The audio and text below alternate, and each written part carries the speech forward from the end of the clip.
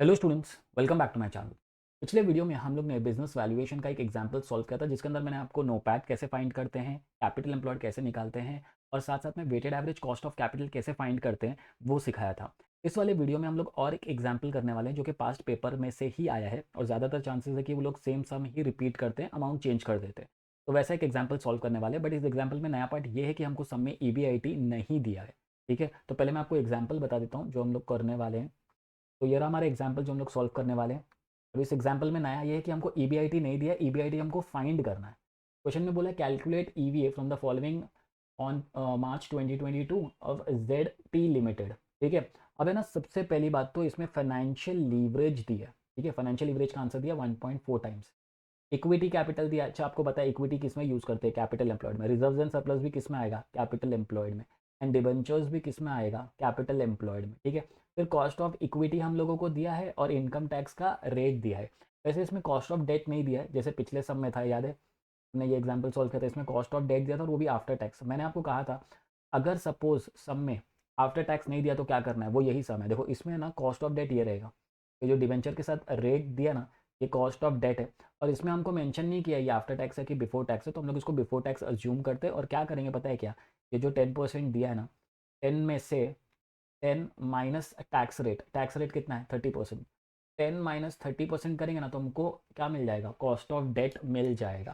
ठीक है, तो हम लोग क्या करते हैं, 10 माइनस 30 और फिर परसेंटेज का साइन, तो आएगा हम लोग को 7।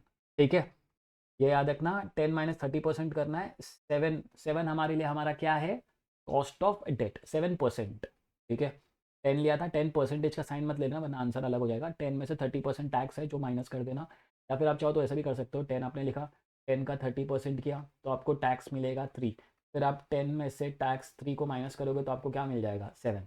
बेसिकली आपको क्या करना है, जो भी रेट दिया है डिवेंचर का या बैंक लोन का, उसमें से टैक्स का जो परसेंटेज दिया है उसको माइनस कर दो। जो बच जाता है वो हमारा क्या होता है? Cost of debt. ठीक है, कॉस्ट ऑफ इक्विटी ढूंढने की जरूरत नहीं है, कॉस्ट ऑफ इक्विटी हम लोग को दे दिया है। कॉस्ट ऑफ इक्विटी हम लोग कितना लेंगे? 17.5%। ओके, अच्छा, तो सबसे पहला काम अभी हम लोग को क्या करना है पता है क्या? EBIT फाइंड करना है, बिकॉज EBIT हमारे पास नहीं है। EBIT कैसे ढूंढना है? हमको फाइनेंशियल लीवरेज दिया है, तो फाइनेंशियल लीवरेज का मैं आपको फॉर्मूला बता दूं। फाइनेंशियल लीवरेज का फॉर्मूला हुआ करता था, F5F में एक चैप्टर हुआ करता था लीवरेजेस करके, उसमें हम लोग ऑपरेटिंग लीवरेज, फाइनेंशियल लीवरेज निकाला करते थे। तो फाइनेंशियल लीवरेज दिया है, फाइनेंशियल लीवरेज का फॉर्मूला है EBIT अपॉन EBIT। ठीक है, अब हमको करना क्या है? फाइनेंशियल लीवरेज का आंसर हमको दिया है, फाइनेंशियल लीवरेज का आंसर कितना दिया है? 1.4 टाइम्स। हम लोग क्या करेंगे, यहाँ पर लिख देते हैं 1.4।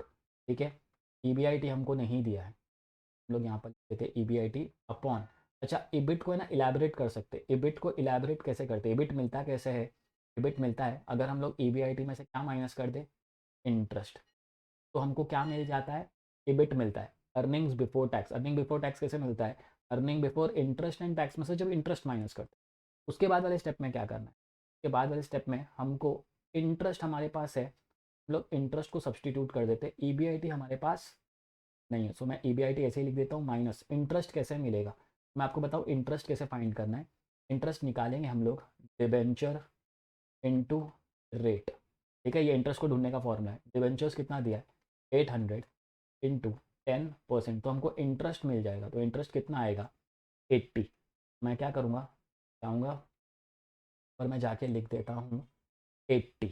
ठीक है, उसके बाद क्या करेंगे? क्रॉस मल्टीप्लाई 1.4, और ये जो पूरा पार्ट है ये ऊपर चला जाएगा, इधर आ जाएगा। EBIT माइनस 80, ये ब्रैकेट में डाल देता हूँ, is equal to EBIT।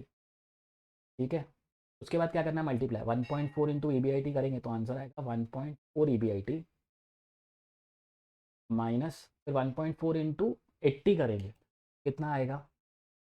80 into 1.4 आ रहा है 112। मैं यहाँ लिख देता हूँ 112 इज इक्वल्स टू EBIT। उसके बाद क्या करना है? देखो यहाँ पर कुछ नहीं है ना, मतलब यहाँ पर 1 है। ठीक है, यहाँ पर कुछ नहीं दिया, मतलब ये 1 EBIT है। अगर एक EBIT यहाँ से काट दूँ और यहाँ से एक EBIT काट दूँ तो हमारे पास कितना बचेगा? 0.4 EBIT minus 112 is equal to 0। फिर ये ना जो 112 है इसको ये साइड भेज देंगे हम लोग। 0.4 EBIT, यहाँ पर माइनस है, वहाँ जाके क्या हो जाएगा? +112 और फिर EBIT is equals to 112 upon ये जो 0.4 है इधर नीचे आ जाएगा, तो हमको EBIT मिल जाएगा। EBIT आएगा 1112 डिवाइड बाय 0.4, तो आ रहा है 280। हम लोग ने EBIT फाइंड कर दिया विच इज़ 280। मैं आपको वापस से बता दूं, सबसे पहले मैंने क्या किया, फाइनेंशियल लीवरेज का आंसर लिख दिया 1.4, फिर मैंने उसका फॉर्मूला EBIT अपॉन EBIT लिख दिया। उसके बाद EBIT तो सेम टू सेम रहने दिया, लेकिन जो EBIT है EBIT को इलेबोरेट कर दिया, EBIT माइनस इंटरेस्ट। फिर मैंने इंटरेस्ट कैसे फाइंड किया, जो भी डिवेंचर का अमाउंट दिया है उसको उसके रेट से मल्टीप्लाई कर दो तो हमको इंटरेस्ट मिल जाता है। ठीक है, तो भाई वो इंटरेस्ट मिल गया 80, बिकॉज डिवेंचर दिया था 800 लाख, 800 लाख इंटू 10% किया तो 80 लाख आ गया। फिर हम लोग ने क्या किया, क्रॉस मल्टीप्लाई, ये EBIT माइनस 80 को मल्टीप्लाई कर दिया 1.4 से, तो इंडिविजुअली मल्टीप्लाई करना है, 1.4 इंटू EBIT करेंगे तो 1.4 EBIT आएगा, फिर माइनस, फिर 1.4 इंटू 80 करेंगे तो 112 आएगा, और इज इक्वल टू EBIT। अब यहाँ पर कुछ नहीं दिया, मतलब ये 1 है, ठीक है, 1 EBIT। एक EBIT यहाँ से भी काट दिया, एक EBIT मैंने यहाँ से भी काट दिया, यहाँ पर कितना बचता है 0.4 EBIT। सपोज जैसे यहाँ पर 2.4 होता तो नीचे कितना आ जाता पता है 1.4, एक कम कर देना बेसिकली। तो जितना भी यहाँ पर डेटा रहेगा ना उसमें यहाँ पर तो हमेशा 1 EBIT आएगा, जितना हम लोग यहाँ से स्ट्राइक आउट करेंगे यहाँ से भी उतना ही स्ट्राइक आउट कर देंगे, तो एक ही कम करना है आपको हमेशा। ठीक है, ओके। उसके बाद ये आ गया EBIT, अब हमको मिल गया 280। अब हम लोग क्या करेंगे, अब हम लोग नोपैट निकाल सकते हैं। ठीक है, नोपैट कैसे निकालेंगे, नोपैट निकालने के लिए हम लोग को क्या करना पड़ेगा, EBIT दिया मैंने आपको बताया, EBIT में से टैक्स निकाल दो, जैसे ये 280 आया, इसमें से टैक्स क्या कर देंगे हम लोग, माइनस टैक्स का परसेंटेज सब में कितना दिया है 30%, तो मैं यहाँ लिख देता 30%। 30% किसका, 280 का। हमको क्या मिल जाएगा, हमको मिल जाएगा नो पैट। तो मैं कैलकुलेट करता हूँ 280 इंटू 3030 डिवाइडेड बाई 100, अरे 84, मैं लिख देता हूँ 84, माइनस करेंगे 280 माइनस 84, तो आ रहा है 196, तो यहाँ लिख देते हैं 196। ये हो गया अपना काम। फिर हमको फाइंड करना है कैपिटल एम्प्लॉयड। कैपिटल एम्प्लॉयड कैसे मिलेगा, equity plus preference plus reserves plus debt. इस सब में हमको क्या क्या दिया, इस सब में हमको इक्विटी दिया 340, 260 और 800, तो मैं इक्विटी के नीचे लिख देता हूँ 340। प्रेफरेंस नहीं दिया तो प्रेफरेंस ले लेते हैं 0। रिजर्व्स दिया था, रिजर्व्स दिया था 260, तो हम लोग यहाँ पर जाके लिख देते हैं 260। डेट दिया था 800, कर लेता हूँ 800, राइट।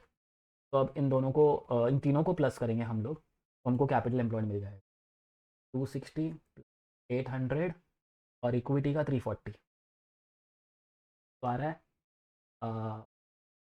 1400।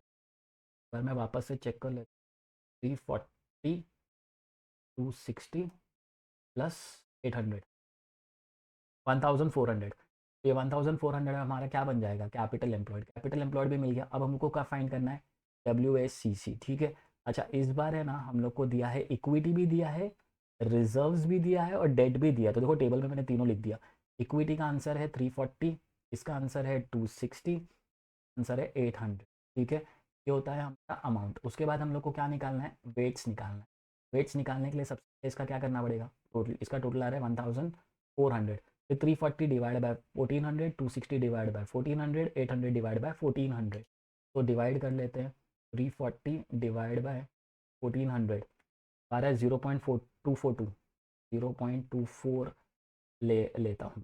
ठीक है, उसके बाद क्या करेंगे 260 डिवाइड बाय 1400, आंसर आ रहा है 0.18, ले लेता हूँ 0.18। उसके बाद लास्ट वाला है 800 डिवाइडेड बाय 1400, आंसर आ रहा है 0.57, लेता हूँ 0.57। अच्छा देखो मैंने आपको बताया था इसका टोटल कितना आना चाहिए, 1 मैं चेक करता हूँ, 1 अगर नहीं आ रहा है तो मैं एडजस्ट कर लूँगा। ठीक है, 0.42 प्लस 0.8 प्लस 0.57, तो 0.99 आ रहा है, तो मैं इसको राउंड ऑफ कर देता हूँ, एक कर देता हूँ, इसको मैं ले लेता हूँ 0.58, तो ये 1 हो जाएगा। ऐसे आप चाहो तो ऊपर कहीं भी राउंड ऑफ कर सकते हो, आंसर में थोड़ा सा डिफरेंस आएगा, ज़्यादा नहीं। उसके बाद हम लोग को चाहिए COC which is cost of capital, फिर हम लोग को क्या मिल जाएगा WACC।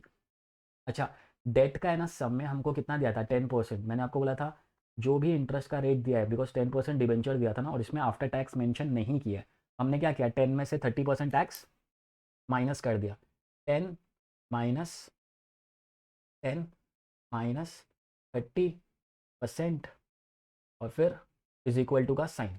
ठीक है, तो 7 आ रहा है, तो मैं डेट के सामने लिख देता हूँ 7। अब इक्विटी और रिजर्व्स का ढूंढने की ज़रूरत नहीं है, सब में हम लोग को निकाल के दिया था। ये रहा, कॉस्ट ऑफ इक्विटी हमको कितना दिया, 17.5। वैसे इक्विटी और रिजर्व्स दोनों के लिए सेम ही यूज़ करते, 17.5 और इधर भी कितना आ जाएगा, 17.5। ठीक है, ओके। उसके बाद क्या करेंगे हम लोग, मल्टीप्लिकेशन करना है।